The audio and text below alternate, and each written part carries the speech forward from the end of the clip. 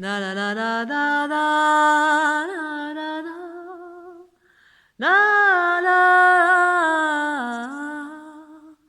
la la la la la la la la la.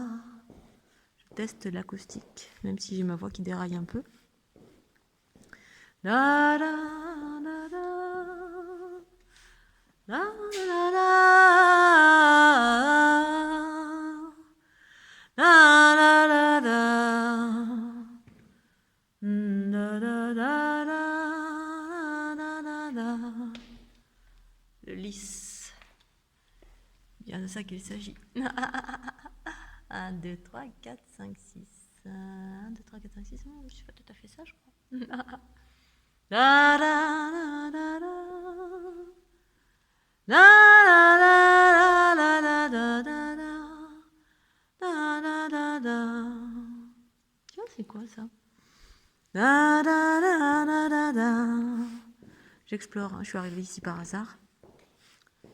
Est-ce que c'est une femme? Ah ben oui, ben oui. Di, da, da, da, da. Encore une Jeanne d'Arc. Une déesse.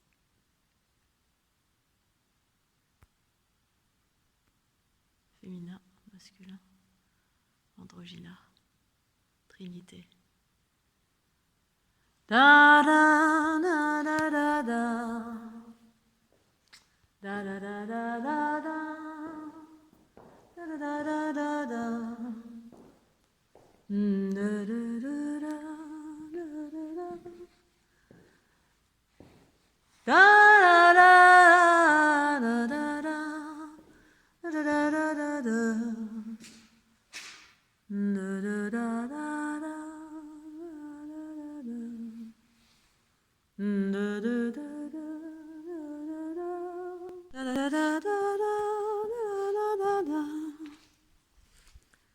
Da, da, da, da. Donc là, il y a de l'eau qui passe en dessous. Il y a des lignes aussi telluriques ou des réseaux. Je ne sais pas quel type de réseau. Donc en fait, au tout début, quand j'allais sur les routes, et ceux initiés par mon ami Akashai, quand j'ai commencé à m'initier à la sourcellerie, et puis à me rendre compte que mon corps me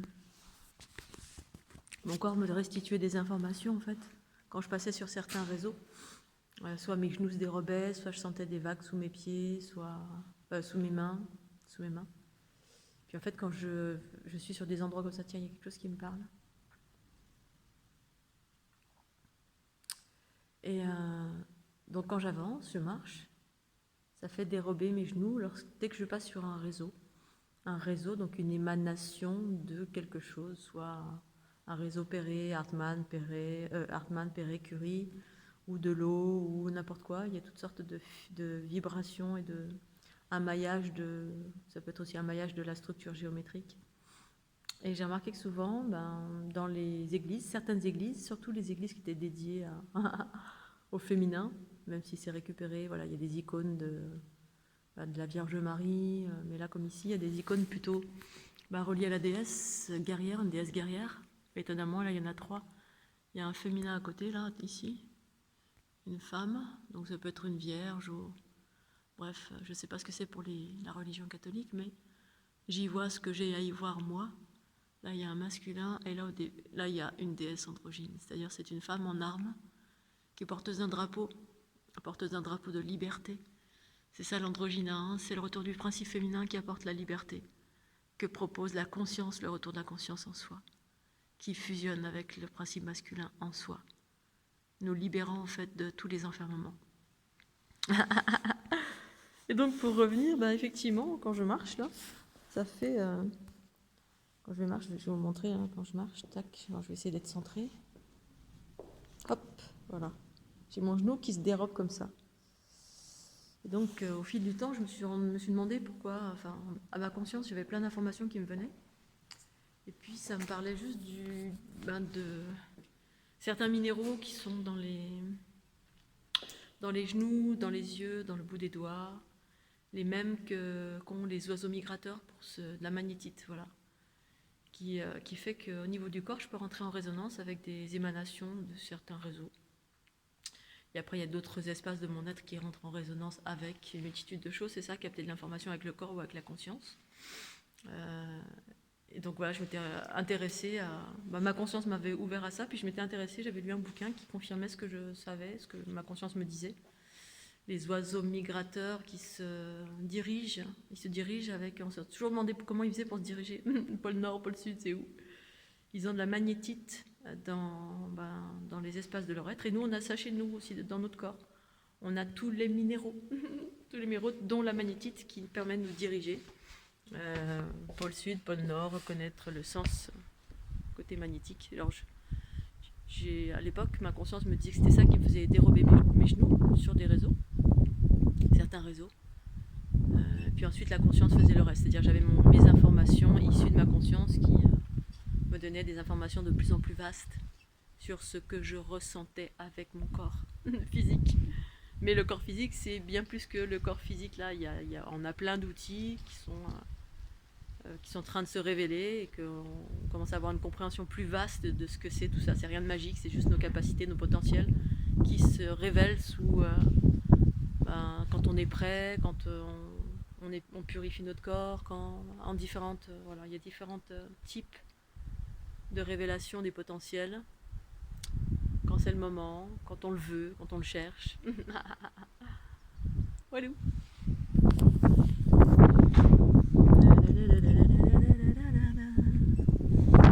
Merci. Paroisse Notre-Dame des Monts de la Haute-Vallée. Donc ça pouvait pas être autre chose que Notre-Dame. Non, je vais toujours dans des endroits où c'est Notre-Dame. Tout le temps. Mais par hasard. Hein. Il y a un autre endroit sur mon chemin, c'était ça. En venant ici, là, tout d'un coup, bip, un acouphène. Je venais de voir une bâtisse comme ça, ronde. Souvent, elles ont des aspects ronds. Ouais, c'est ça, rond. Là, ce côté-là est tout rond. Voilà, comme la basilique à Périgueux, là, qui est une copie de la basilique de Sainte Sophia à Constantinople, en Turquie. À Périgueux. Truc de fou, les coupoles, c'est rond. Des traces d'ancienne culture matriarcale, en fait. Hein, c'était rond. J'ai revisité ça dans des veilles éveillées. C'était juste magnifique. Il y avait des bâtiments, mais complètement incroyablement beaux, harmonieux. C'était rond. Voilà, donc du coup, je ne savais pas quel était le nom de cet endroit. Parce que je suis juste venue là par hasard. J'ai vu le panneau, ça m'a fait Conillac sur la montagne, un truc du genre. Je savais pas où aller aujourd'hui, parce qu'il fait très très froid. Et puis voilà, c'est là que j'atterris. Les fréquences du féminin qui sont souvent ont été récupérées donc, par la religion catholique, qui a érigé des édifices et qui souvent à l'origine, avant qu'il y ait des édifices, c'était des lieux de guérison, des lieux païens, très souvent païens, c'est-à-dire reliés à la nature. Il y avait des rituels druidiques très souvent, ou des roches. Ouais, je me suis intéressée à ça pendant pas mal d'années. Au fil du hasard, la vie m'a mis sur ce chemin pour aller de plus en plus loin dans la compréhension de chaque chose. C'est-à-dire d'aller de plus en plus loin vers moi-même. Ouais.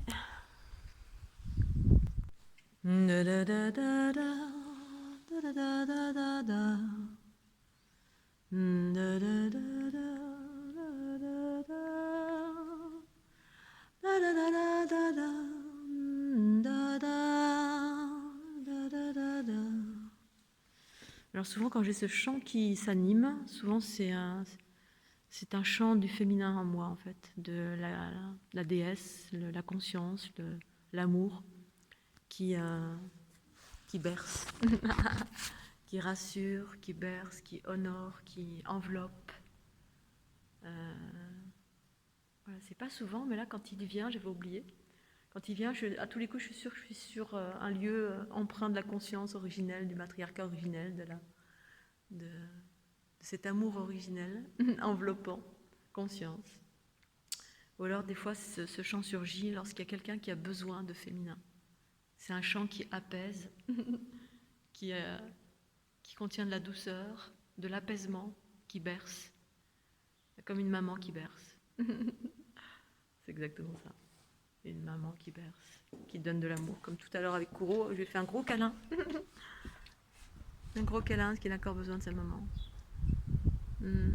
C'est ça en fait, tous les êtres ont besoin de leur maman. Retrouver leur maman intérieure. En attendant de retrouver sa maman intérieure, on cherche la maman à l'extérieur. C'est normal. C'est ça la séparation. On cherche. Et sur le chemin, on fait plein d'expériences.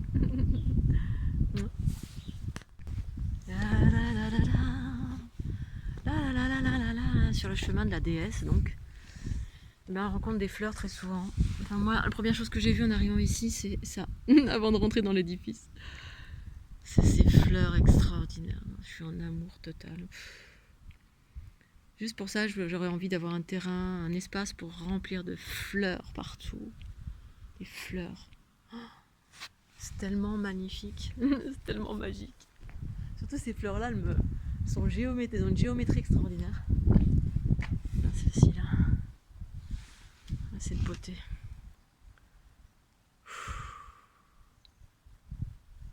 Cette grâce. C'est juste... les fleurs, ça vibre, mais... c'est juste extraordinaire. Cette géométrie là. Incroyable. Plein de grâce, mais ça me... Incroyable. Cette harmonie là, juste sur ce mur là. Les couleurs. Oh là là. Et puis je vais vous montrer un autre endroit secret. Extraordinaire aussi, juste pour ça. Je voudrais avoir un terrain. Mais bon, je suis nomade. Voilà. Extraordinaire. Ça pour moi c'est le féminin. La géométrie, la perfection. Dans les fleurs. Dans les fleurs. Les fleurs,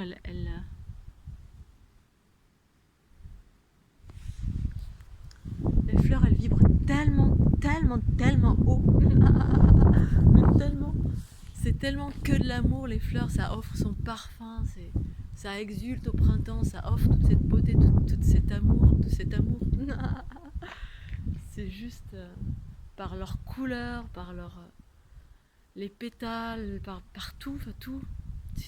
C'est ultra vibrant quand il y a des fleurs partout. Ça me rappelle un jour, ma maman, elle voulait tondre le gazon, parce qu'elle tond le gazon, bien évidemment, c'est une terrienne. Hein. Et puis je sentais tellement la vibration des fleurs qui m'offraient leur parfum, leur couleur, leur senteur. Tout, en fait, c'est tout extraordinaire. Et ma maman qui veut les couper. Je dis, mais non, maman, mais prends conscience que là, dans les pâquerettes, un champ de pâquerettes, c'est merveilleux, pourquoi les couper? Et j'ai essayé de lui expliquer, en tout cas de lui partager ma vision, ma conscience à ce sujet. Et un jour, elle me dit, parce qu'elle passe beaucoup de temps dans le talus à s'occuper, à couper, à tailler, etc. Puis des fois, elle coupe les fleurs aussi. Et une fois, elle me dit, tu sais, une fois, à un moment donné, j'y allais avec le ciseau et tout, parce qu'elle allait avec le ciseau à 4 pattes et tout. Elle me disait, à un moment donné, j'entendais, dans ma tête, j'entendais comme si la fleur me disait, ne me coupe pas. Et en fait, elle avait raison. Je dis, maman, t'as raison, t'as très bien entendu, il fallait pas couper. Et évidemment, elle a remis en question en disant que c'était son imagination. Mais en fait, elle est tellement terrienne qu'elle est à même d'entendre des choses. Mais on n'imagine pas à seul instant qu'un végétaux, peut nous parler. Oui. Oui, c'est du vivant, c'est vivant. Mais même tout. Le vent, la terre, le ciel, les oiseaux, tout. Ne me coupe pas. Ben non. Elles donnent comme ça, elles offrent leur beauté, leur parfum, ça vibre, ça fait monter les fréquences à un niveau tel que c'est extraordinaire une fleur. Ne coupez pas les fleurs. Non. Puis les mangez pas non plus. Enfin, faites comme vous voulez, mais voilà, moi je les célèbre, je les honore, je respire leur parfum. C'est extraordinaire. Je les admire, je les contemple. Et ça m'élève juste dans cette approche-là. Ça m'élève. Un monde où il y a plein de fleurs. Quand j'allais en Martinique ou dans la jungle ou dans des endroits humides comme ça où il y a plein de fleurs sauvages mais extraordinaires, qui sont extraordinaires et géantes avec 1000 couleurs, des jardins colorés comme ça là. jardin de Balata là, en Guadeloupe ou en Martinique, mais pour moi c'est le paradis sur terre. Le paradis sur terre. Il y a tout qui pousse, il y a tout qui est plein de couleurs, il y a des colibris, c'est waouh, c'est l'Éden existe en fait là. C'est juste qu'après faut être libre, trouver un endroit où on peut être libre sans avoir à payer des taxes dans tous les sens. Juste pour respirer, pour mettre une cabane. Ouais, mais c'est possible. C'est possible, eh oui. Ouais. Le truc, c'est que d'avoir un terrain, alors ça me donne envie, bien sûr, hein, très souvent, parce que j'adore. J'ai découvert le fait de planter des choses depuis pas longtemps, en fait. Depuis le dernier confinement. Oh, ça marche, je plante des choses, ça marche. Et mais même, j'ai souvent eu envie. Voilà, de par tout ce que j'ai pu observer, les jardins, la beauté du monde, les fleurs. Mais ça maintient dans l'ancrage une terre, avoir une terre, posséder une terre, créer un jardin. En tout cas pour moi, si je suis seule, ça demande de s'en occuper, même si je suis pour l'autonomie et qu'on peut gérer, on peut faire des choses en autonomie, il peut y avoir de la nature, créer un jardin extraordinaire, et puis faire en sorte que ce jardin soit autonome et en même temps abondant. Abondant, c'est-à-dire pas besoin de moi pour... Donc on peut faire ça, voilà, c'est toujours un petit peu ce côté que ça va me retenir si j'ai un endroit. Si j'ai un endroit, je vais y rester parce que on a envie, hein, ça donne envie de mettre les mains dans la terre, ça happe vers le sol, ça happe, ça ancre, on a envie d'y rester. Et c'est ça en fait le piège plus ou moins, si on y reste, j'y reste quoi. En gros, je peux plus bouger ou je bouge moins ou parce que ça ancre, ça donne envie de rester là, voilà, on s'occupe de ci, ça, on crée un havre de paix, un ancrage quelque part. Et du coup, ça peut m'empêcher de circuler, d'aller voyager à droite, à gauche, d'être plus nomade. Et puis en étant nomade, rien ne m'appartient. Et tout m'appartient en même temps. Tout m'appartient dans le sens où tout est... C'est pas que ça m'appartient, c'est que quand je suis sur les routes, je rencontre des splendeurs partout. Les fleurs là que je vois, les arbres, toute la beauté des paysages, je suis en contemplation, en admiration. Ça m'appartient pas, mais ça m'empêche pas, voilà. J'ai pas besoin qu'une chose m'appartienne, au contraire. Je suis de passage, je l'observe, je la contemple, je suis en célébration tout le temps. De par la beauté que j'observe partout. Et effectivement, d'avoir un jardin, là en ce moment j'ai un peu envie parce que j'ai des jardinières en bas de chez moi, mais le lieu où j'habite, il commence à être un peu dissonant pour moi. Jusqu'alors ça m'allait. Il y a un coup de vent, ça va le vent. Parce que je circulais davantage. Mais là depuis le confinement, j'ai un peu moins circulé. Du coup je suis restée un peu plus longtemps et puis du coup je suis plus... il y a plus de dissonance, c'est-à-dire c'est un lieu aussi avec les Restos du Cœur, avec Médecins sans frontières, il y a plein d'assos qui aident les gens en difficulté. Et du coup, il y a pas mal de personnes qui passent, pas tout le temps, mais une fois par semaine, quand il y a les Restos du Cœur d'ouvert, il y a toutes sortes de personnes, des gens qui sont alcoolisés, drogués, etc. Alors j'ai rien contre ça, mais ça émane pas des trucs très cool. Donc en général, quand ça se passe, j'emprunte une autre sortie, j'évite... Voilà, parce que je suis sensible en termes d'énergie à tout ce qui émane quelque chose. Donc quelqu'un qui émane de la violence, qui émane ce qu'elle émane, ça me touche bien sûr. Et donc je préfère, j'aimerais beaucoup, c'est ce qui m'a donné envie ces temps-ci de... Voilà, si un jour je pouvais avoir un terrain ou un jardin, ce serait un endroit un peu reculé.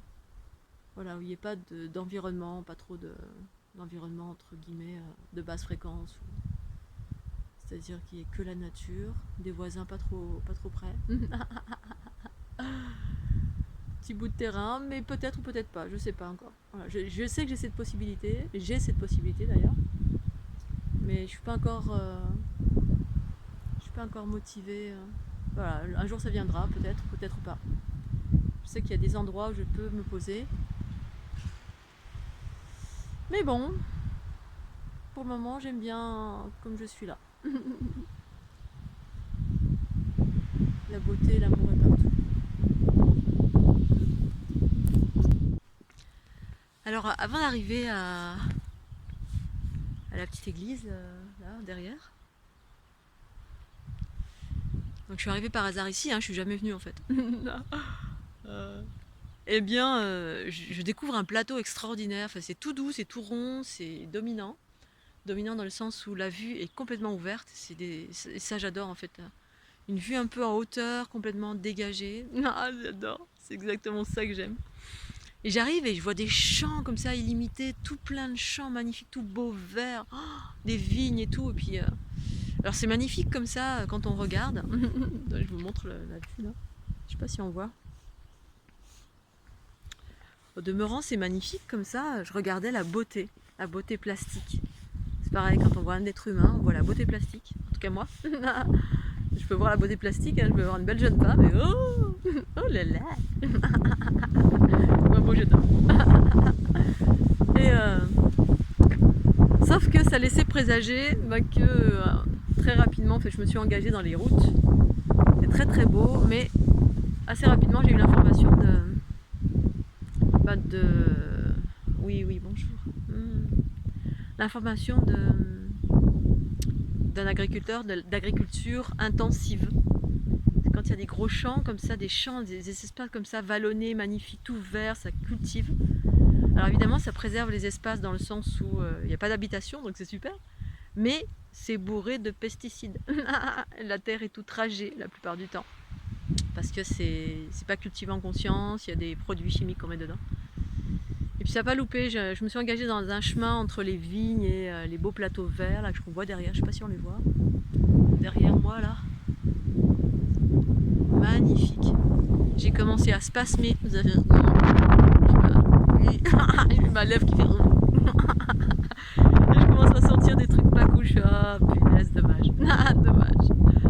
Dommage. Des endroits idylliques comme ça, magnifiques. Et puis j'ai eu l'info tout de suite, c'était entre les mains d'agriculteurs, c'est-à-dire à mon avis quasiment tout le village. Et quand j'ai continué la route, j'ai fait rebrousse chemin parce que je voulais pas. Voilà. Et j'ai atterri chez les agriculteurs eux-mêmes. Avec les gros tracteurs qui font 4 mètres de haut sur 5 mètres de large. Les gros trucs. Là, je me suis dit, ah bon, ok, bah voilà, c'est ça. Exactement ça que j'ai senti. Et bah, forcément, quand on cultive des grands espaces, eh bien, on a recours à la mécanique, on défonce la terre, on met des gros pesticides parce qu'on a une grosse production. Bah, c'est tout le problème des grandes productions. Alors ça nourrit le monde, mais on outrage la terre et puis on nourrit le monde avec des produits chimiques, des pesticides, avec 4 milliards de choses. D'où l'intérêt de la culture locale en petit circuit, des petites choses comme ça qui sont faites avec en conscience, le bio aussi, etc. Oui, j'arrive. Mais pour autant, voilà, le paysage ici est juste très très matriarcal. Ça ne m'étonne pas que je sois tombée sur une petite chapelle à l'effigie de Notre-Dame de la Haute-Vallée. Parce que c'est complètement matriarcal ici. Tout ce que je sens, toute cette douceur. Et la plupart des lieux qui sont matriarcaux ont été récupérés par de l'ego, c'est-à-dire des agriculteurs qui défoncent tout. Ou d'autres choses. Des fois c'est des chasseurs, des fois c'est des usines, ou il y a des grosses éoliennes. Bref, il y a des choses qui enferment. Parce que demeurant, à l'origine, c'était un lieu, et c'est un lieu qui est toujours matriarcal, hein, porteur d'une conscience, d'une douceur, d'une sagesse, un lieu où il peut y avoir de l'abondance, mais voilà, qui demande à être libéré de tous les déséquilibres. Oui, je vais aller sniffer. J'adore ces fleurs-là. Je vais aller les sniffer d'ailleurs. J'essaie de pas me casser la gueule. J'ai pas mis mes chaussures de Lara Croft. Oh là là, le parfum. Oh là là, le parfum.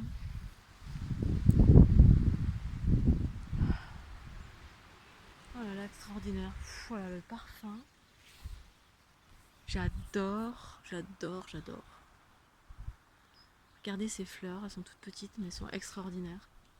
Quand on regarde l'infiniment petit, oh mais on découvre la vie là. Moi je découvre la vie, le cosmos, il y a tout. Tout est là, dans les fleurs. Oh là là là là là, abondance. Par contre, ce qui est un peu inquiétant, c'est que... Enfin inquiétant, je sais pas si c'est inquiétant, mais... C'est que je vois des bourdons, mais je vois pas d'abeilles. Enfin, il fait très très froid, les abeilles sortent pas encore. Et la dernière fois, j'étais sur un arbre, un amandier. rempli de bourdons. Donc c'est magnifique hein, demeurant, mais pas une seule abeille. Oh, que tu es belle. Ouh, oui. La la la la la la. Quelle beauté. Peu de ciel bleu, enfin, enfin. Hmm.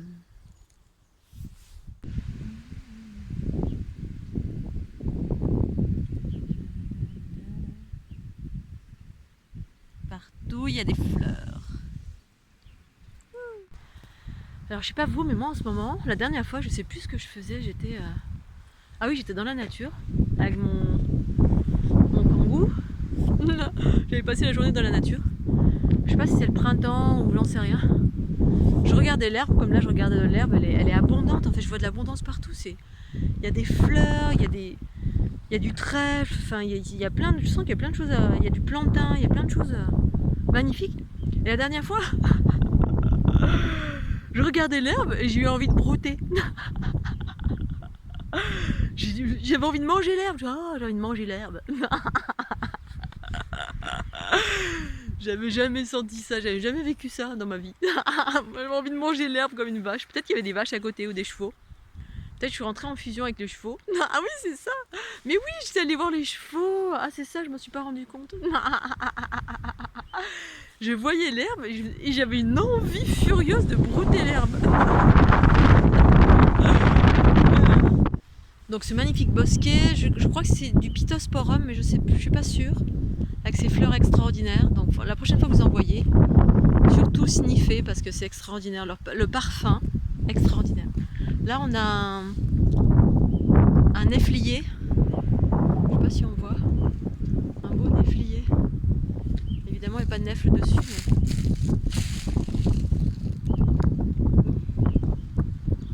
Alors quand il y a des nèfles, c'est merveilleux. Néflier.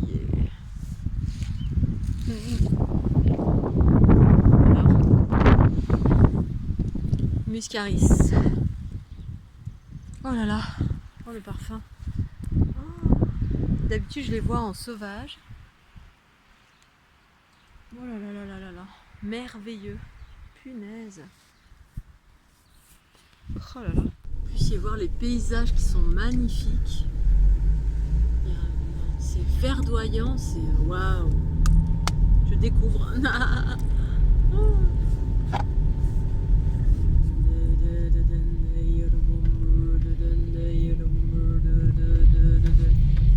Je suis en exploration. Je suis pas au ski, je suis pas au lac, rien au ski parce que on est dimanche, j'ai réussi à avoir du monde et puis je suis encore un peu fatiguée avec les spasmes. Il fait super froid, il y a un vent glacial, le bateau, donc vent glacial ça veut dire difficile à naviguer. Donc exploration en voiture, il fait beau, on va en profiter. En voiture, un petit peu à pied, tranquille. Magnifique.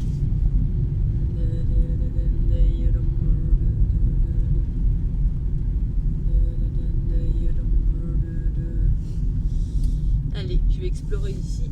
Je connais pas.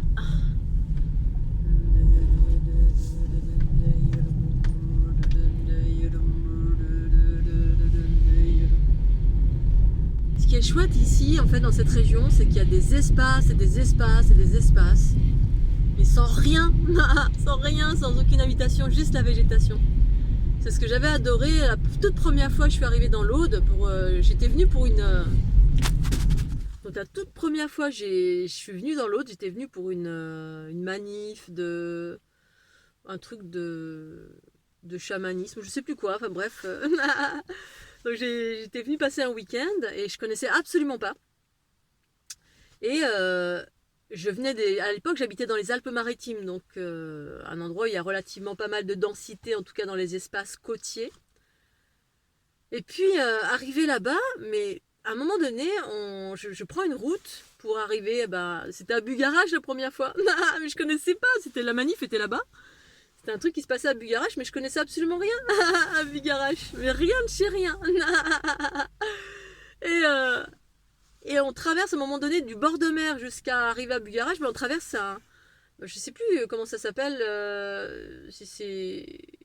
Je sais plus, bref, on traverse, mais pendant une heure ou deux, ben rien, il y avait rien, la forêt, la forêt, la forêt, à perte de vue. De temps en temps une maison paumée, et puis des petits villages tout paumés, et puis je me disais, mais ils sont où les gens, il y a rien. Et en même temps, ça me subjuguait, parce que ça faisait tellement longtemps, en habitant sur la Côte d'Azur, que je n'avais pas vu d'espace comme ça, avec si peu d'êtres humains, des espaces vierges de nature. Mais juste ça, c'est extraordinaire, c'est extraordinaire. Et puis voilà, quand j'ai commencé à vouloir habiter là-bas, parce qu'il y avait toute ma guidance qui m'amenait, qui me parlait de cet endroit. Mais peut-être 2 3 ans après, en fait, j'ai été là-bas habiter, j'ai quitté ma vie conventionnelle, etc. Au début, je me disais, punaise, mais il n'y a rien. Mais c'est là que ça me disait d'aller. Donc, ben, ok, là, j'étais vraiment prête. J'étais au tout début, j'étais prête de suivre complètement ma guidance. J'ai tout abandonné. Et de passer d'un endroit où, en fait, ben, il y a du monde, il y a de la densité, il y a des boutiques, il y a des magasins, il y a le cinéma, il y a plein de choses. Rien, rien, quoi. Mais cette végétation, cette nature, cette abondance, quand je suis arrivée là-bas, la première chose, le deuxième week-end, je crois, mais les animaux, moi je voyais jamais d'animaux, un sanglier qui me passe préhistorique, qui nous passe sous le nez, des bébés renards en plein milieu de la route comme ça. Mais là je crois qu'on était en train de chercher justement, j'avais déjà décidé de venir et puis bon ma meilleure amie m'a accompagnée et du coup ben, elle a acheté une maison là-bas, on est arrivé à 3 filles en fait. Et donc les sangliers préhistoriques qui sortaient de la forêt devant la voiture, des bébés renardeaux devant les phares, je me suis arrêtée sur la route, plein phare, les bébés renardeaux qui étaient devant les phares, sur leurs pattes arrière en train de jouer avec des papillons. Non mais un spectacle, mais j'ai... Ensuite, une espèce de fouine, une belette blanche ou un truc blanc, tout blanc comme ça qui me passe devant la voiture avec un serpent dans la bouche comme ça, tac tac tac. Après un lièvre, après, bon, bref, plein d'animaux, une martre une fois aussi, on était au pont romain à Bugarach, pareil, dans l'eau, dans les eaux cristallines, magnifique, il y a plein de vasques là-bas, plein de sources partout. Une martre, mais moi j'étais en train de me dire, mais je crois que j'ai découvert l'Éden en fait. Mais tiens, depuis tout à l'heure je parle de l'Éden, ouais, parce que c'est vraiment ça finalement, hein. Quand on crée son Éden, bah, les gens qui s'ancrent quelque part, ils créent un Éden. Et là-bas, bah voilà, quand je suis arrivée ici, c'était ça. Je me suis dit, mais c'est pas possible. Je voyais jamais d'animaux de toute ma vie. J'en voyais très très rarement. Et là, en l'espace de peu de temps, un week-end, voilà, les renardeaux qui jouaient devant la voiture, les sangliers préhistoriques avec des poils grands comme ça, avec des défenses grandes comme ça. Je me mais c'est quoi ce pays? Et c'est tout simplement un pays où bah, il y a beaucoup de végétation, où il y a des, pour moi, il y a des énergies origine de primordiale, primaire. C'est en lien avec cette culture matriarcale aussi, cette abondance qui peut surgir partout, dans ces espaces magnifiques, avec plein de lignes telluriques partout, avec plein de choses waouh. Du coup, bah, oui, effectivement, là, en ce moment, bah, avec le Covid, tout ça, machin, c'est vrai que bah, de pouvoir très facilement s'immerger dans ces espaces vierges, bah voilà, c'est facile parce que ben même si je suis dans un petit village, une petite ville, on va dire, une petite ville, hein, voilà, on va dire que s'il y a 3 personnes dans la rue, on se croise, c'est rare, hein, la plupart du temps je croise personne, des fois un peu, puis des fois oui. Donc, bah oui, c'est plus ressourçant parce qu'il y a beaucoup plus de végétation, beaucoup plus d'espaces verts, vierges, de montagnes, d'arbres, des choses comme ça qui sont waouh, des immenses espaces, et ça pèse dans la balance parce que la nature émane quand elle est vierge, hein, elle n'est pas cultivée dans tous les sens. Ici, il y a très peu de. Il y a plein d'espaces comme ça qui sont vierges, c'est que des pins, de la forêt, toutes sortes de forêts, des forêts de pins, des forêts de chênes, de châtaigniers, selon les environnements. Et effectivement, donc du coup, j'ai utilisé le mot Éden parce que je sais pas, ça doit être dans l'air du temps. Quand je vois des fleurs, tout à l'heure je faisais référence au jardin, ben durant toute ma vie, j'ai vu des endroits extraordinaires pendant mes voyages, bah oui, mes voyages, voilà. Des endroits extraordinaires et c'est vrai que très souvent, moi, je suis souvent subjuguée par les beaux paysages. Enfin, la beauté relative à bah, ce à quoi je suis sensible, bien sûr, hein. Donc les choses extraordinaires, souvent, bah, j'ai en tête toujours les panoramas grandioses comme par exemple bah, le Machu Picchu, le Grand Canyon, le lac Titicaca, enfin les îles en Polynésie, voilà, ces lagons turquoise. Enfin, j'ai vu des choses comme ça. Et puis les jardins, mais tous les jardins que j'ai pu visiter dans ma vie, mais les jardins pour moi c'est vraiment très représentatif de l'Éden que je pourrais mettre en place, puisque voilà, c'est effectivement si on a une terre, puis selon l'environnement où vous êtes, parce que j'ai toujours pensé qu'une terre tropicale c'était l'endroit idéal parce que très facile à faire pousser des choses, tout est beaucoup plus coloré. Sauf que les lieux tropicaux, souvent, j'ai pensé à un moment donné habiter en Martinique ou en Guadeloupe, ou des endroits comme ça. Mais la fréquence qui émane de ces endroits, par contre, comme je suis très sensible, eh bien voilà, il y a des gros égrégores d'esclavagisme, il y a encore des rancunes, il y a encore des choses comme ça là-bas. Il y a aussi une sexualité qui est très... Voilà, ça je l'ai plus senti à La Réunion. Voilà, ou qui est un peu encore primaire, etc. Tu as juste d'en parler, je spasme. Mais non, tout va bien mon corps. Dès que je pense à un truc, boum, je suis connectée à cette chose, c'est fou.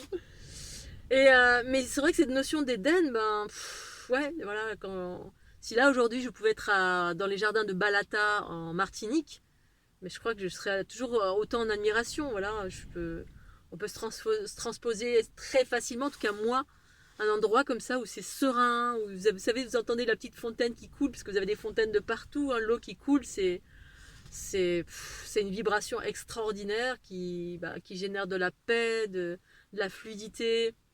Alors évidemment, ici, on a ça un peu partout, hein, mais il y a toujours potentiellement des gens, pas forcément plein de gens qui viennent et puis parfois qui apportent leur vibration pas très cool, alors que si on fait ça chez soi, on fait ça chez soi. Chez moi, c'est ma vibration et je crée mon Éden. Et j'avais rencontré dans ma vie comme ça quelqu'un qui habitait au-dessus de chez moi d'ailleurs, je sais plus comment il s'appelait, Jean-Marie.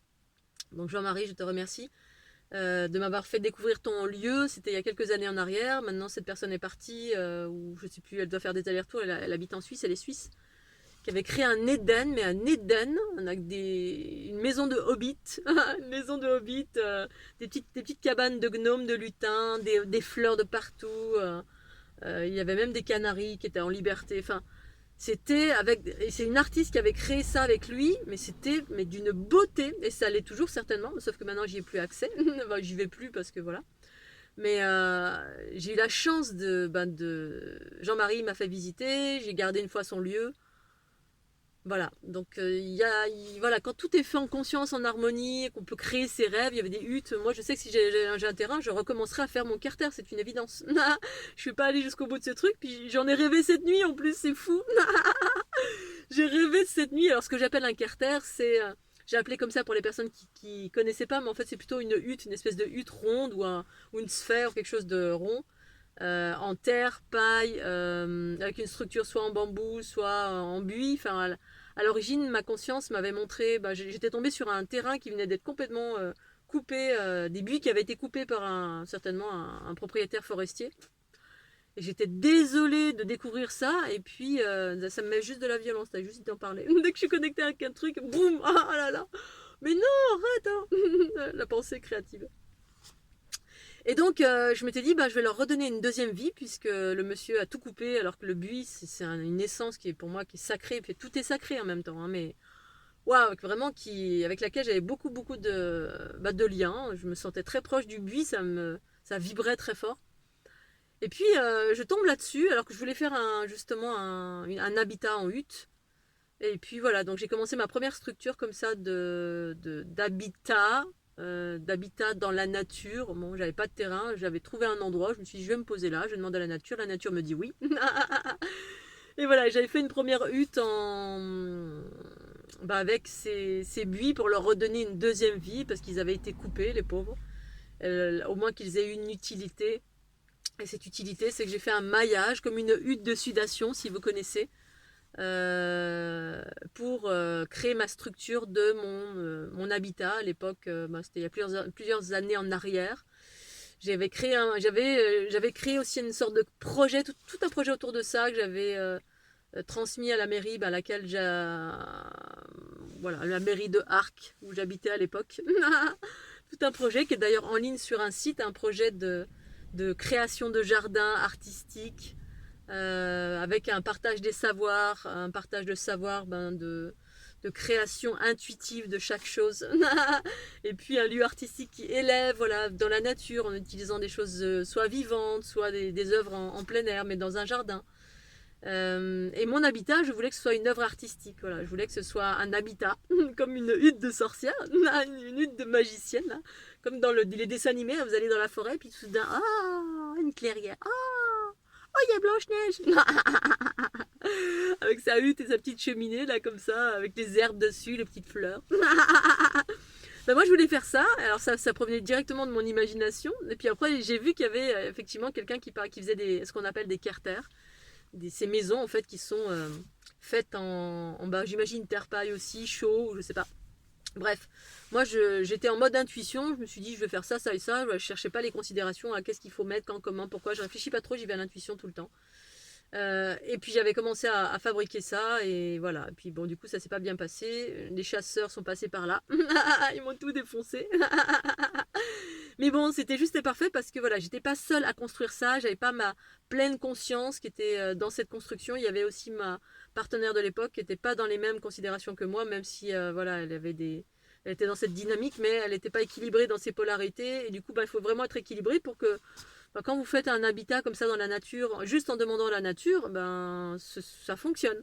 Qu'il n'y ait personne qui vienne vous casser ou quoi que ce soit, parce que moi en fait au demeurant ça fonctionne comme ça, c'est-à-dire qu'avant que je rencontre cette personne ça fonctionnait comme ça, et après aussi, c'est-à-dire je rencontrais toujours les bonnes personnes au bon moment, ou s'il y avait quelque chose à faire quelque part avec ou sans autorisation, ça fonctionnait tout le temps. C'est-à-dire je rencontrais pas d'écueil, pas de personne pour me casser quoi que ce soit ou... Voilà, et ça nécessite d'être pacifié en soi, pour moi en tout cas. Si on est totalement pacifié avec entre guillemets le patriarcat, avec l'autorité extérieure, pacifié, c'est-à-dire je ne suis pas en lutte, je n'ai rien contre, je fais juste ma vie en harmonie avec mes valeurs, ma conscience, à l'écoute de ma conscience. Bien, voilà, il y a plein de gens qui habitent dans la nature, comme cette personne là, qui a créé ce truc, sans autorisation de rien, mais rien du tout, juste un terrain acheté, et puis aucune autorisation de construire, ni rien du tout. Et puis ce lieu existe toujours, il est exceptionnel et magnifique, et il n'y a aucun problème. On est en dehors des lois humaines, complètement des lois des hommes, du patriarcat qui réglementent tout. Hein. Si tu veux faire un petit chalet de 1 cm sur 2, il faut une autorisation. Oh là là. Ils vont payer les impôts fonciers. Hein. Bref. Voilà Scooby-Doo, je vais continuer mon périple, je suis en exploration, c'est magnifique. Puis il fait bien chaud dans la voiture, donc je profite de la chaleur. Merci ma voiture.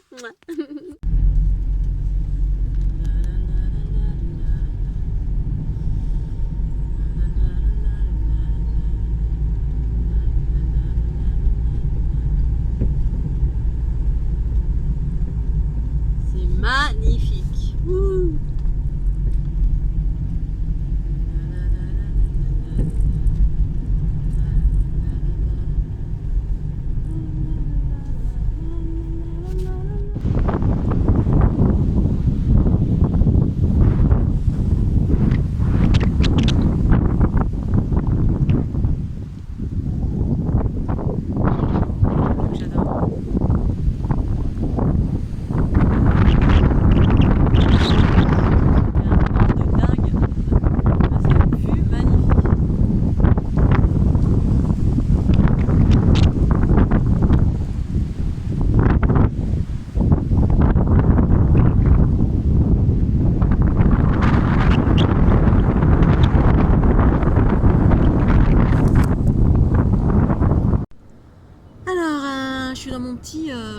Mon petit kangou. Il fait un vent de dingue. Je suis dans un endroit super beau, mais le vent ici est complètement... je sais pas, il doit y avoir des rafales de 100... Ça m'étonnerait pas qu'il y ait des rafales de 90 à 100 km à l'heure. De temps en temps. C'est difficile d'ouvrir les portes. Mais au moins il y a un temps magnifique. Voilà, il fait un beau soleil et tout. Ça fait quelques jours. J'ai l'impression que ça fait un mois qu'il fait un temps gris. Puis de temps en temps il y a un petit peu de lumière. C'est très rare. Mais c'est super agréable d'avoir du soleil. Mais alors le vent, il est complètement dingue. Peut-être c'est Justine qui est revenue. Mais sans les particules nucléaires. Enfin radioactives. Donc voilà, je me suis posée dans un petit coin, là où je m'étais posée la dernière fois, j'avais posé mon petit bureau. Là, il n'est pas possible d'être dehors. Il y a plus de vent ici, parce que c'est un petit col, que où j'étais dans l'autre vallée. Mais par contre, il fait un soleil super. Et puis je teste de voir voilà, comment, en étant à l'intérieur, comment ça peut s'organiser, en sachant que j'ai pas tout non plus. Puis en même temps, je peux aussi enlever des choses. Parce que j'ai encore mes skis de rando, mes skis de piste, tout ça qui sont dans mon petit espace sous mon lit que j'ai mis en hauteur. Voilà, j'expérimente pour voir si je peux rester. Parce que voilà, quitte à rester chez soi, que ce soit chez moi ou dans mon véhicule. C'est un chez moi. Le véhicule, c'est un chez moi version réduite. Mais c'est vrai que quand c'est réduit, c'est ce que c'est, hein, voilà. Ça me fait pas peur les espaces réduits parce que j'ai toujours aimé. Dans mon camion, je me suis bien. Mon camion c'était chouette, mais c'est vrai que là c'est encore plus réduit. Donc quand il fait beau c'est super, mais quand il fait pas beau, il s'agit de pouvoir rester dans son petit 1 mètre carré. Ou... là je suis même pas sûre que ça fasse 1 mètre carré. Si, ça doit faire 1 mètre carré. Le camion, ça doit être 2 mètres, un peu plus. En sachant que là, voilà, dans mon camion, c'était mon premier Renault Trafic, c'était super bien. Enfin, je m'étais tout aménagé et j'étais dans un bien-être. Quand je me posais, j'ai passé un hiver en Bretagne dans ce camion, sous la pluie, sous la neige, sous le vent, sous tous les éléments déchaînés. Mais c'était juste génial, j'avais un confort, je me sentais bien à l'intérieur, j'avais vraiment créé un environnement comme si c'était tout en bois, avec du sisal au sol, enfin c'était... j'avais un petit chauffage à gaz, c'était extraordinaire. J'ai passé des nuits où il neigeait en fait, où même il y avait de la glace le matin. Je me suis réveillée une fois, il y avait 5 mm de glace sur les glaces sur les vitres du camion. Mais j'étais tellement bien, dès que je rentrais sous ma couette, j'étais tellement bien emmitouflée que j'ai jamais eu froid. La nuit, bien évidemment, il n'y a pas de chauffage, mais quand on est sous des bonnes couvertures et puis qu'il n'y a pas trop d'humidité, j'ai jamais eu froid dans mon camion, jamais. Comme dans un véhicule, là je suis en plein soleil, il suffit de chauffer un tout petit peu quand c'est la journée. Et puis une fois que je vais me coucher, hop, j'éteins tout. Donc l'avantage d'un camion, c'est que ça se réchauffe, ça se chauffe très rapidement. Quand il y a du soleil, ça chauffe aussi, voilà. C'est-à-dire qu'il fait toujours bon dans un véhicule, puisqu'il y a des vitres et ça réchauffe par le passage de la lumière qui passe, qui réchauffe l'intérieur très rapidement. Et donc voilà, donc là je suis dans la version plus petite. Bon, j'avoue que le camion quand même... si j'avais plus de... Parce que j'ai beaucoup de barda, mais un camion c'est quand même agréable parce que voilà, il y a quand même plus d'espace et j'avoue que j'aimais bien l'espace du Renault Trafic. Voilà, mais bon, c'est une expérience, voilà, le Kangoo. On verra si un jour je trouve le camion. Pour le moment, là, d'avoir ce petit espace déjà tout mimi, tout habitable, c'est-à-dire pouvoir dormir, d'être bien dedans, pouvoir travailler dedans avec mon PC si j'en ai envie. Ou alors me mettre derrière ma vitre et profiter du soleil. C'est possible. Voilà, tout ça en autonomie avec un panneau solaire. Ouais, voilà.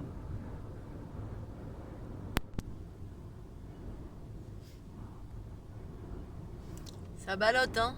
Ouh.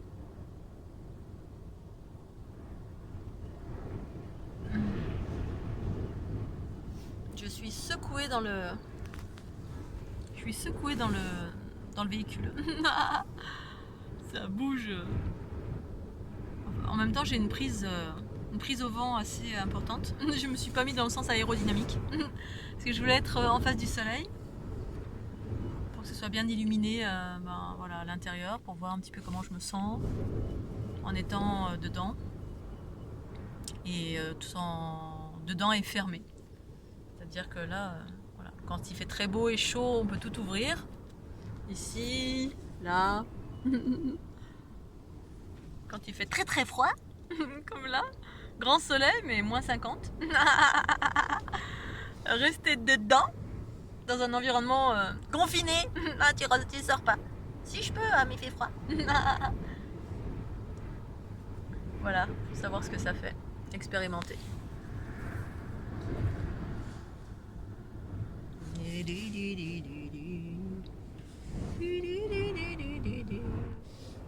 Alors cet environnement là sous le vent, ça me fait penser à potentiellement quelqu'un qui serait sur un bateau par exemple. Un petit bateau. Elim avait un bateau en fait quand on s'est rencontrés, qu'il a vendu maintenant. Donc il habitait sur son bateau en hiver je crois. Il a expérimenté toutes sortes de choses en fait. Jean-Michel. C'est ça qui est chouette. Et donc quand il y a une tempête sur un bateau, ça doit être... parce que là déjà je trouve que c'est... Moi je suis sensible à la vibration aussi du vent, non seulement le vent, alors là je suis à l'intérieur, mais je sens la vibration que ça provoque. Alors des fois c'est bien, puis des fois c'est moins bien. Des fois ça nettoie, puis des fois ça transporte des choses, bon, pas super. Et donc sur un bateau, non seulement le haut bouge, mais le bas bouge, c'est-à-dire il y a tout qui bouge. Donc je suis pas sûre, sur un bateau ça doit être quand même assez chaud d'habiter sur un bateau, si on n'a pas le pied marin en cas de déchaînement des éléments. C'est-à-dire les vagues, l'eau qui bouge, le ciel qui bouge, tout qui bouge quoi en gros. Déjà je trouve que dans un camion ou un véhicule c'est assez costaud. Enfin c'est assez costaud. J'ai déjà passé des nuits et puis des périodes comme ça où traverser des tempêtes. En bord de mer, par exemple à Narbonne, j'ai ma porte qui s'est envolée. Clac, pété la porte. Tellement il y avait des rafales de vent. Ici c'est un pays de vent, venteux. Mais j'avais oublié parce que la plupart du temps, en hiver, je suis pas là. Ces dernières années, j'étais pas ici. Donc bon, et puis apparemment il y a pas mal de changements aussi de phénomènes de météo qui sont un peu particuliers, qui n'existaient pas l'année dernière, qui n'existaient pas avant. Et puis voilà, avec ces 1 mois de mauvais temps, le sirocco machin, le sirocco il est allé partout, radioactif. Et puis ce phénomène de vent qui dure, je me souviens que tout début je suis arrivée dans l'Aude, et bien effectivement il y avait cet aspect là qui me rebutait un peu parce que si on s'y habitue pas, voilà, je trouvais que c'était glacial, je trouvais qu'il y avait vraiment beaucoup de vent, et puis le vent c'est énergétivore, je sais pas si vous vous rendez compte, quand vous restez souvent sous le vent et les éléments, vous rentrez chez vous, vous êtes éreinté. Et bon, donc voilà, donc je pensais au bateau, à Elim quand il était sur son bateau, quand il y a des tempêtes. Oh là là là là. Ah oui, puis je voulais faire un petit aparté aussi, ce matin je pensais au printemps. Tous les gens qui mettaient des posts sur ça y est, c'est le printemps. Et en fait, ça m'a fait penser à quelque chose, à la notion des dates. Les dates, pas les dates qu'on mange, c'est super bon. Mais les dates qu'on a figées dans le temps pour dire, voilà, là c'est l'été, là c'est le printemps, là c'est l'automne, là c'est le 14 juillet, là c'est ton anniversaire, là c'est... Alors, les dates pour moi, en tout cas pas toutes, mais c'est quelque chose qui fige en fait. Alors c'est figé dans le sens où on bloque quelque chose à un jour précis. Un jour précis, on a décidé à un moment donné, ou la collectivité, a décidé, tiens là c'est parce que on a remarqué au fil du temps que le printemps arrive à cette période, alors c'est le printemps. On a décidé, on a mis une date. Et donc ça fait partie des choses qui sont figées et qui ont besoin d'évoluer. Parce que pour moi, l'unité, l'évolution, la conscience qui est en train d'émerger est en train de modifier tous nos curseurs, les notions de temps, d'espace, les dates, tous les trucs. Pour moi, personnellement, tout a volé en éclats. Y compris mon anniversaire, c'est quelque chose que je ne célèbre plus depuis 10 ans. Ouais, voilà, parce que, alors maintenant je pourrais, mais il y a des connotations derrière, il y a des croyances, il y a les notions d'évolution dans le temps, j'avance dans le temps. Alors que dans l'unité, il y a une notion d'éternité, en fait, une notion de ici maintenant. Voilà, le temps, c'est quoi le temps? Quel âge t'as? Bon, je sais pas. Des fois, je m'en souviens plus. Des fois, j'oublie tellement toutes ces notions de temps que je ne sais plus quel âge j'ai. Parce que, en gros, j'ai tellement oublié, tellement je m'en fous.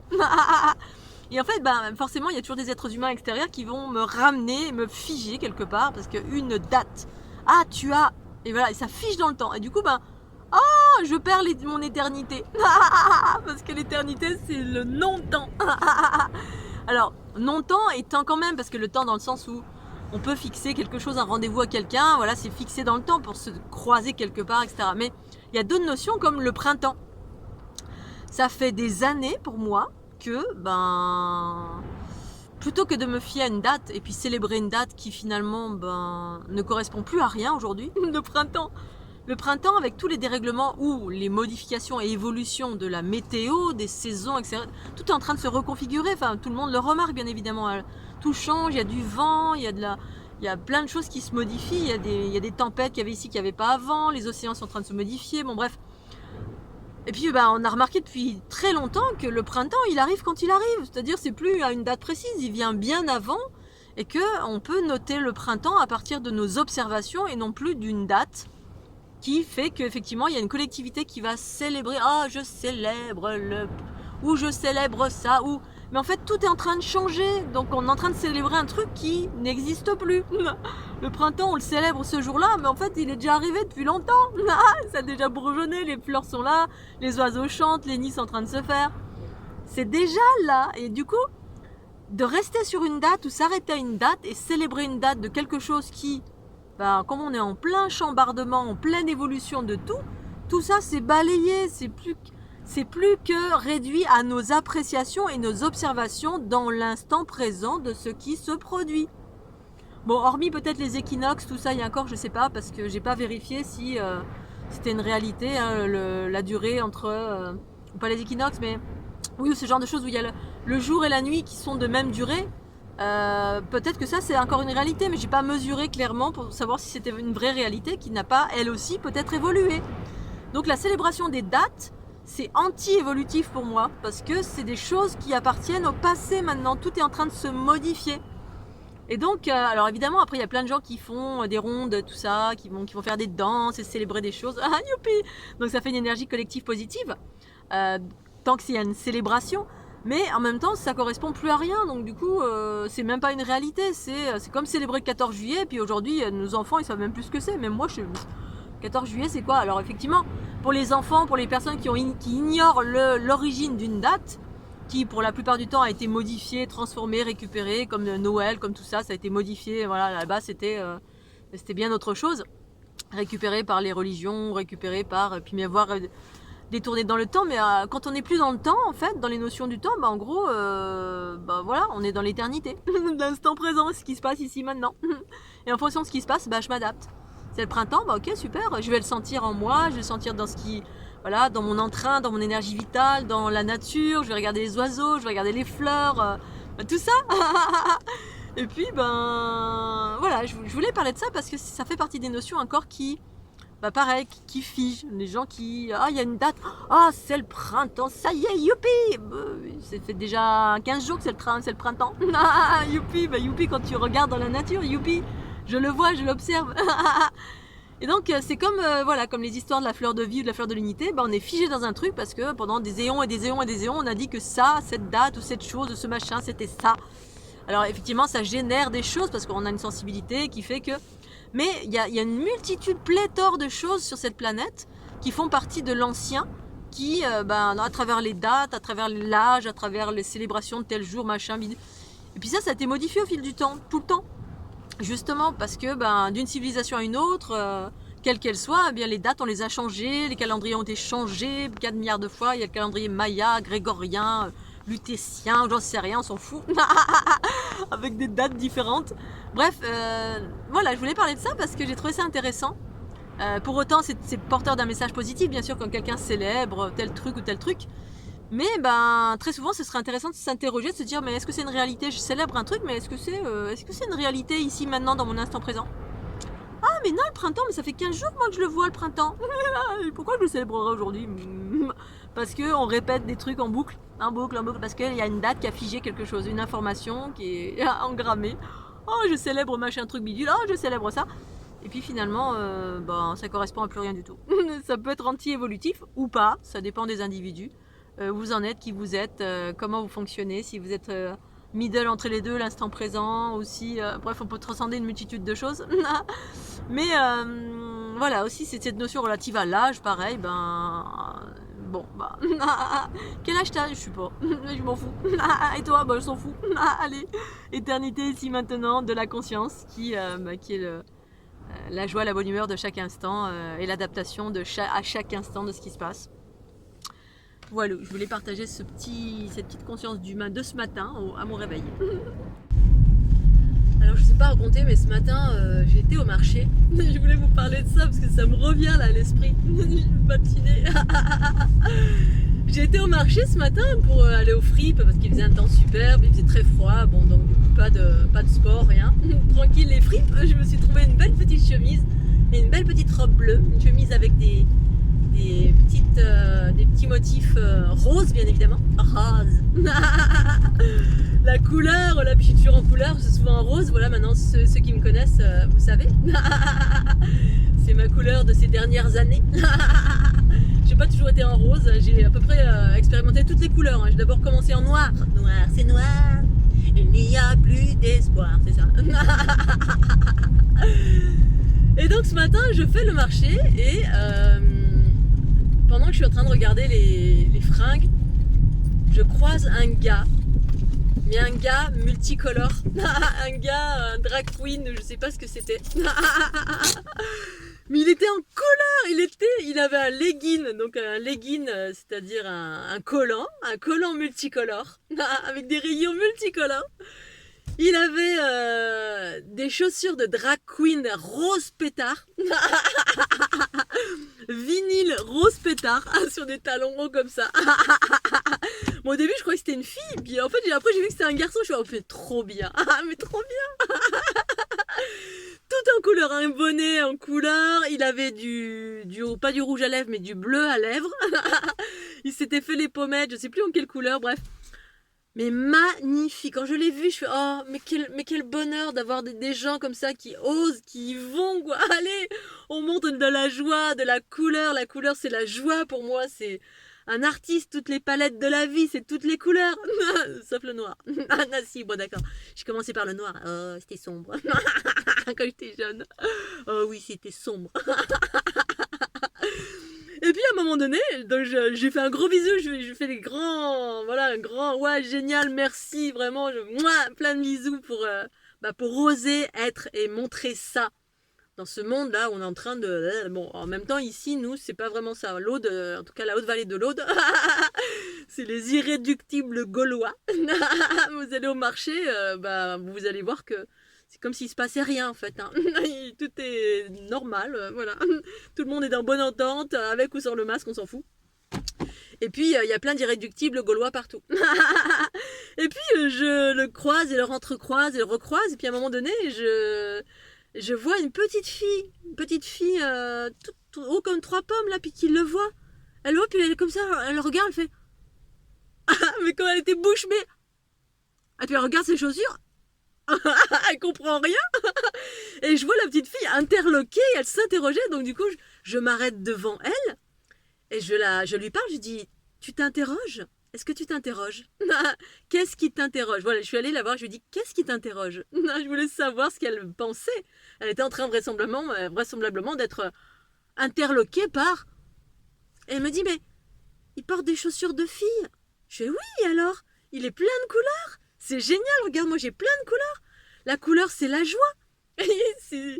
Il fait, mais c'est un garçon. Je fais, mais c'est pas grave, regarde, il a tout plein de couleurs, il porte des chaussures de fille, mais c'est pas grave, regarde, il montre la couleur, la joie, c'est ça. Et du coup, la petite fille, du coup, elle s'est ravisée, elle a dû se dire, ouais, en fait, on s'en fout. Parce que voilà, on est conditionné dès le début, ça c'est pour les filles, ça c'est pour les garçons, et puis les hauts talons c'est pour les filles, et le rose c'est pour les filles, et le bleu c'est pour les garçons. Et on peut pas mettre de rouge à lèvres ni de trucs aux ongles si on est un garçon. Oh non, surtout pas.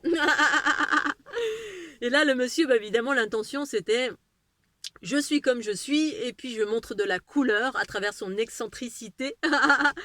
Qui est qualifié certainement d'excentricité, mais pour moi de juste, il a envie, il fait son délire, et puis j'ai vu que derrière c'était, allez, on montre de la couleur, et on s'en fout, on sort des cadres, on sort des trucs, et oh là là, mais qu'est-ce que j'ai aimé être là, à ce moment-là précis, et d'être dans cet environnement, là où je vis, vraiment les gens, d'une façon générale, tous les êtres éveillés qui habitent cette région, assument pleinement tout ce qu'ils sont, tout ce qu'ils sont. Ils assument, ils s'habillent en peau de bête, en grizzly, on s'en fout, avec des couleurs, avec les cheveux tressés, les cheveux en pétard, bref, c'est vraiment, ici on est hors cadre, et juste pour ça, ben, j'adore vivre ici, même si je bouge beaucoup, ces derniers temps un peu moins, mais ben voilà, je voudrais nulle part ailleurs où je vois partout dès que je sors, les gens sont dans le cadre, hein, voilà, c'est le Covid, on a peur et machin, puis il n'y a plus de joie, il n'y a plus de bonne humeur, il n'y a plus rien, on est juste dans la peur de machin. Et ici, tout le monde s'en fout, on est dans la joie, la bonne humeur. Avec ou sans masque, beaucoup sont sans masque, on s'en fout parce que, ben, voilà, en plein air, ça va quoi, même à l'intérieur. Il suffit pas de se faire des gros bisous, des léchouilles, et puis quand bien même, à choisir dans un environnement de chaos, ben, je choisis d'être guidé par la confiance, la joie, la bonne humeur, plutôt que d'être guidé en permanence par la peur. La peur n'est pas une bonne guide, sauf si vraiment ma vie est en danger, c'est pas le cas du tout. Voilà. Bon, après, voilà, c'est une question d'appréciation de chacun. Chacun fait comme il veut. Pour moi, c'est ça l'important, c'est respecter les différences, mais en tout cas, pouvoir faire ce que je veux en temps et en heure. Et puis, il y a une solidarité, c'est-à-dire que, voilà, ben, à un moment donné, j'étais dans les fripes, comme beaucoup de gens à côté de moi. Il y en a qui portent le masque, d'autres pas le masque. C'est moitié-moitié. Et puis, la police arrive, et puis le vendeur, il fait « Oh, la police, vite vos masques !» Ah, on met nos masques. Il y en a qui n'ont pas mis du tout, qui s'en foutent total, et puis, ben, voilà, c'est passé. Parce qu'il y en a tellement ici qui n'en mettent pas, on s'en fout, en fait. Hein. Il faudrait qu'ils courent après tout le monde, quasiment 80%, peut-être pas 80, mais 50% de la population, qui se trouve ici, dans certains endroits de la Haute-Vallée de l'Aude. Parce qu'effectivement, bah, la force, c'est le nombre. Le nombre, si vous êtes tous en train de suivre des trucs et des directives, bah, c'est vrai que c'est pas évident. Maintenant, si vous êtes dans un environnement où majoritairement les gens bah, pensent par eux-mêmes et puis remettent en question l'ordre établi, on va dire, par bon sens et discernement, d'autres c'est par rébellion, mais quand bien même, bah, c'est bien aussi parce que voilà. Et donc, bah, du coup, j'ai adoré le vendeur je trouvais que c'était un geste solidaire. Oui, je le mets. Puis une fois que les policiers sont passés, allez, on l'enlève parce que je suis en plein air, je suis pas en train de faire des câlins à tour de bras à tout le monde, à des léchouilles. Voilà, j'ai envie de respirer et puis ce sera encore comme ça longtemps. Sauf si vraiment demain il y a un policier derrière chaque poteau en train de m'empêcher d'eux. Et puis voilà, mais tant que je peux, ben, faire comme j'ai envie de faire, ben, je fais comme j'ai envie de faire. Voilà, Scooby-Doo, je vous fais des gros bisous et puis très bientôt.